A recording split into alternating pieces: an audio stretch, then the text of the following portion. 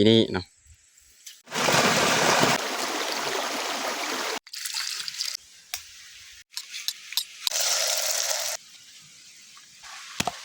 ไปสุกๆแล้ว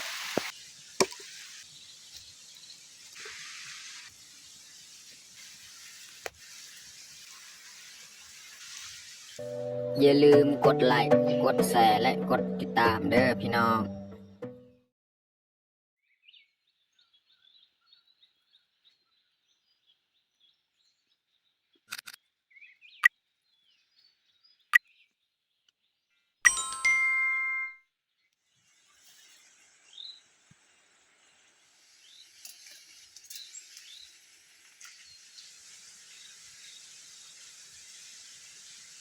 ครับสบายดีแล้วก็สวัสดีเบิร์ดสู่ครูสู่คนยินดีต้อนรับเขาสู่ซองบาวยืงแล้วก็มื้อนี้ก็เป็นมื้อสุดท้ายที่เขาจะทางป่าเฮ็ดไร่แล้วมื้อนี้ก็แม่นเขาสิไปขุดหากยาคาเนาะแล้วก็ตัดต้นไม้ที่เรือเขาจงไว้มื้อนั้นแหละมื้อนี้ก็เป็นมื้อที่สำเร็จเสร็จสิ้นหลายมื้อแล้วเอาทางไร่นี่น่าจะได้10 ปลายกว่ามื้อนี่แหละจนสำเร็จมื้อนี้แหละโอเคมีแต่ทุกคนติดตามเบิ่งตามชมเนาะสำหรับมื้อนี้เราสิไปขุดออกหากยาคาแล้วก็ตัดต้นไม้หลังจากนั้นก็เฮ็ดกินเฮ็ดอยากตามเดิมตามเคยมีแต่ทุกคนติดตามเบิ่งตามชมแบบยาวๆเลย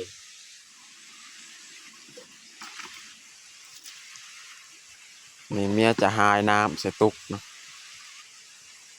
เอาไปบอนเฮาขุดหากยาคาจังหน่อยเนาะ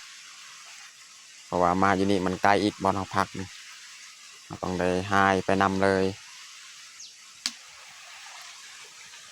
นี่เราจะเอาจกนี่แหละใส่จกเอาขุดเอา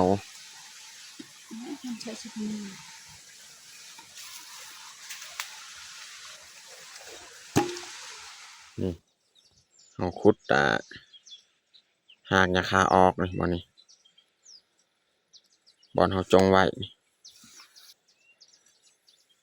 แล้วก็อยู่ลุมอีกนี่บอนนี้บอนนึงอีกนี่ส่วนต้นไม้แม่นอยู่ลุมหั่นเนาะต้นไม้ทางแคมหั่นเราต้องได้ตัดลงเลยเนาะแต่ว่าตอนนี้เราจะขุดหากหญ้าคานี่ออกก่อนหลังจากเราขุดนี่แล้วจึงหาตัดต้นไม้หั่นเนาะต้นไม้หั่นก็บ่หลายทุกคนเห็นอยู่ลุมหั่นนี่เราสิขุดออกเลยหญ้าคานี่หากของมันเราขุดออก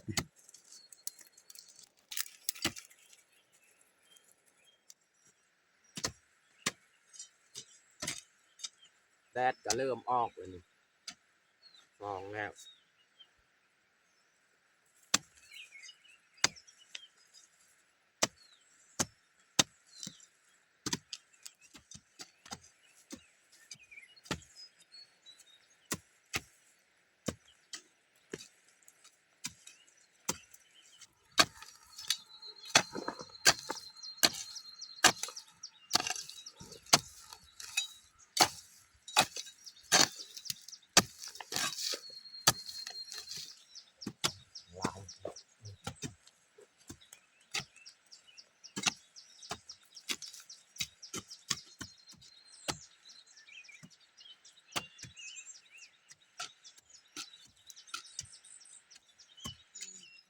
ตอนนี้ก็สำเร็จอีกบ่อนึงนี่บ่อนี้นี่สำเร็จแล้วเขาขุดนี่บ่นี้เขาสิต่ออยู่ลุมอีกจักหน่อยนี่ตัวนี้อีก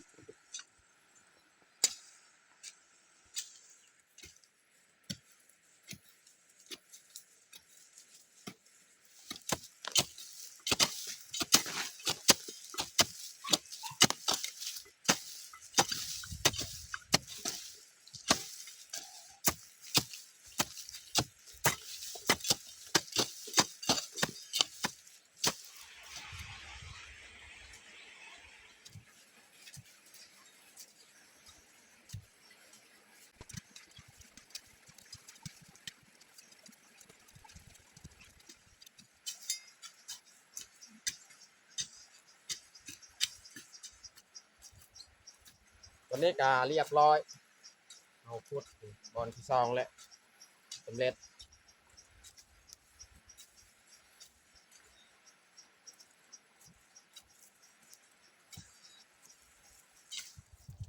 หลังจากเขาขุดอันนี้สำเร็จแล้ว2 อันนี้เราจะไปตัดต้นไม้แถวแคมฮั่นเนาะเดี๋ยวจึงมาพักผ่อนจังหน่อยอันนี้เมียจะเอาหญ้าตัวมันแห้งเนี่ยมาปูเลยบอลที่เขาขุดแล้วครับส่วนคอยเนี่ยมันสีตัดต้นไม้นี่ต้นไม้อันนี้มีบางคนว่าบ่ให้ตัดเนาะปะไว้ให้มันห่มเนาะสบายพักผ่อนยามแดดเพิ่นว่าตัวนี้นี่เฮาปะบ่ได้ก็ย้อนว่าบัดเวลาเฮาจูดเนาะถ้าสมมุติเฮาปะเนาะต้นไม้นี่เนาะถ้าว่าเฮาจูดนี่มันก็ถึกเผาถึกหาไม้เนาะเพราะฉะนั้นเฮาก็เลยต้องตัดเนาะเฮาจะบ่ได้จงแต่ว่า FC ที่บางคนแนะนำก็เป็นการดีแต่ว่าเบายึงคิดว่ามันจงบ่เป็นเนาะเพราะว่าบัดเฮาจุดมามันก็ไหม้คือเก่าก็เลยต้องได้ตัดเนาะแบบนั้นเนาะพี่น้องเนาะ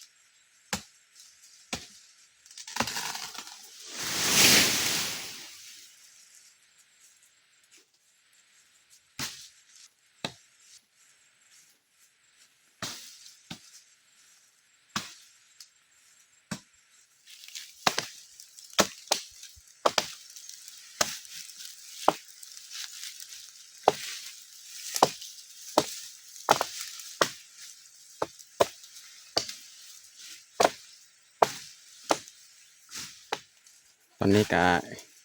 สิแล้วแหละนี่ตัดต้นไม้แถวนี้เราจะตัดแล้วก็ตัดให้ก้านของมันแต่ละอันเพื่อให้มันแห้งไวเพราะว่าตัวนี้นี่ตัวทางกรนี่มันแห้งเราต้องตัดตัวนี้อีกสั้นๆให้ใบยังมันแห้งไว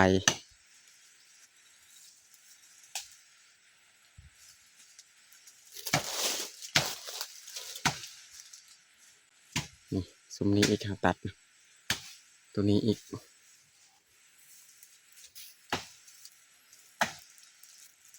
ทาวาบอนเฮาบ่จูดนี่ก็คือกันที่ FC เพิ่นว่าให้จงต้นไม้ให้มันห่มแบบนี้นี่ให้มันห่มแบบนี้แต่ว่าเฮานี่มันหลังจากเขาทางแล้วเฮาจูดถ้าว่าเฮาจูดนี่แน่นอน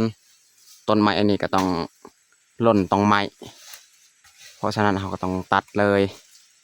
เพื่อให้ใบไม้มันได้ลายอยู่นี่เวลาจูดมันก็ไม่ง่ายพี่น้อง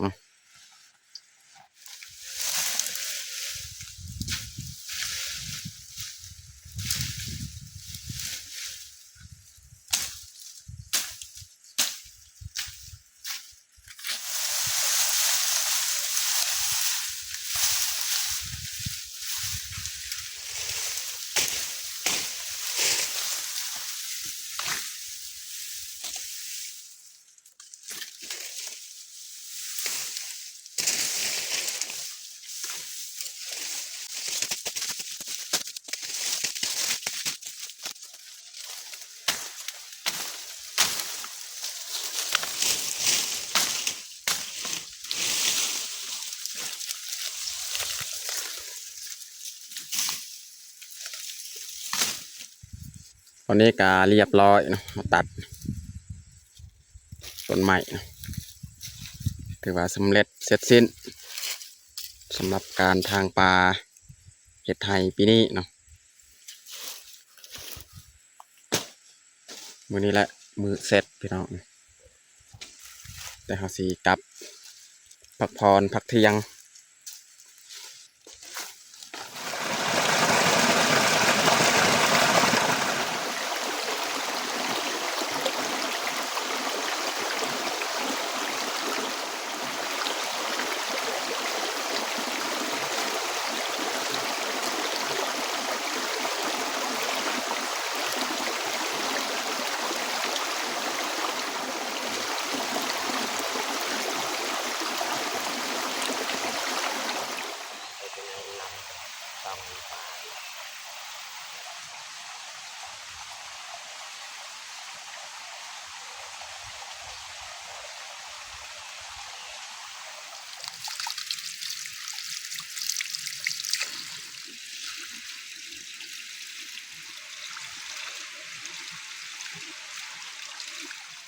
สิเอาไข่นี่มาทอดเนาะ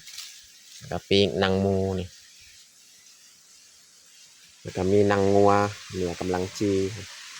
2 อันนางงัวเราสิเคาะทอดไข่นี่แมน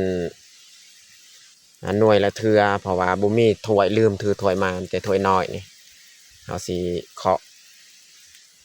เทือละหน่วยเทือละหน่วยเนาะสิทอดลืมถือถ้วยมา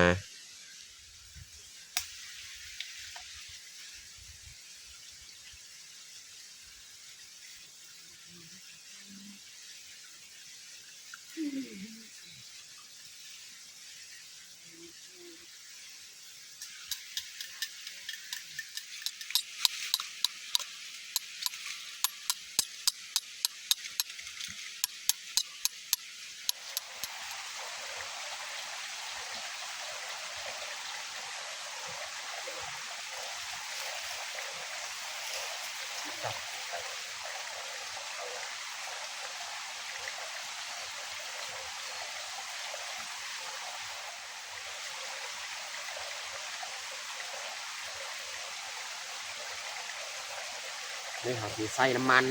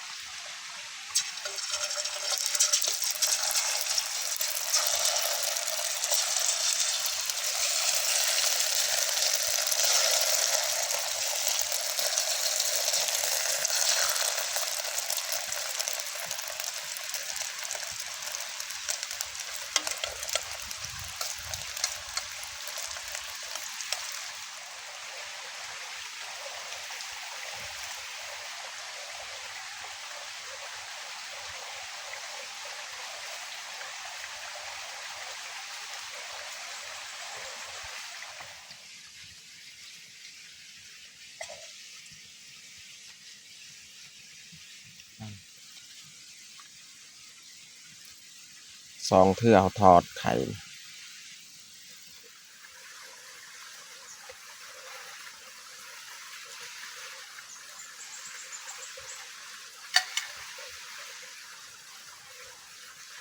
นี่เขาจะลวกผักเลย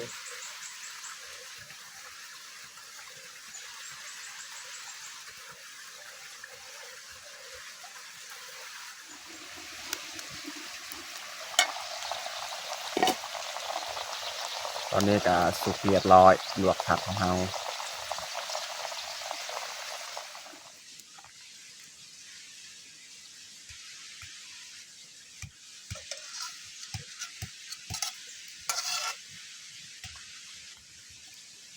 เรียบร้อยลวกผัก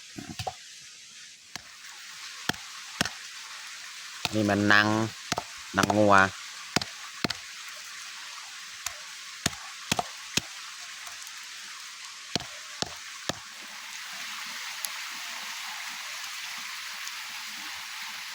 ปีกนางมูพี่น้องนี่ไก่สิสุกแล้ว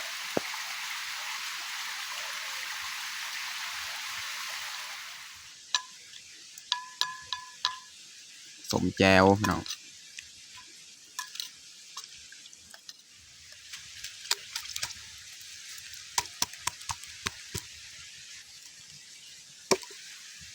โอ้พี่น้องเอ้ยฮอนฮอนฮอน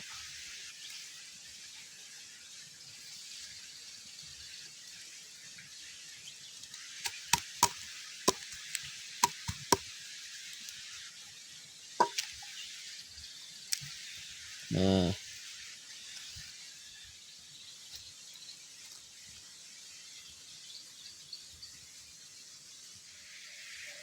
ตอนนี้ก็เรียบร้อยเฮาแต่งเผาเฮา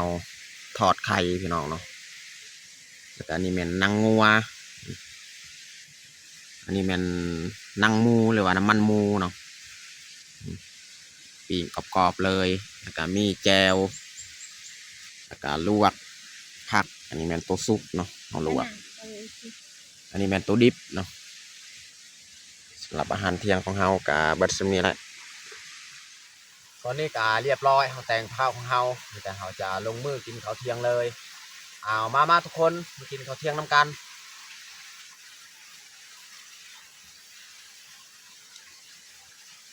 บรรยากาศก็ฮ้อนแดด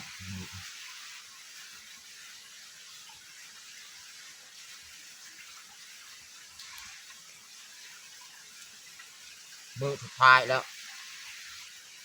บางทีเฮาสิได้เข้าให้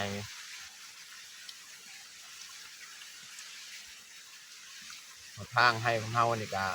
หลายมื้อแล้วสุดปลายกว่ามื้อนี้จึงสำเร็จ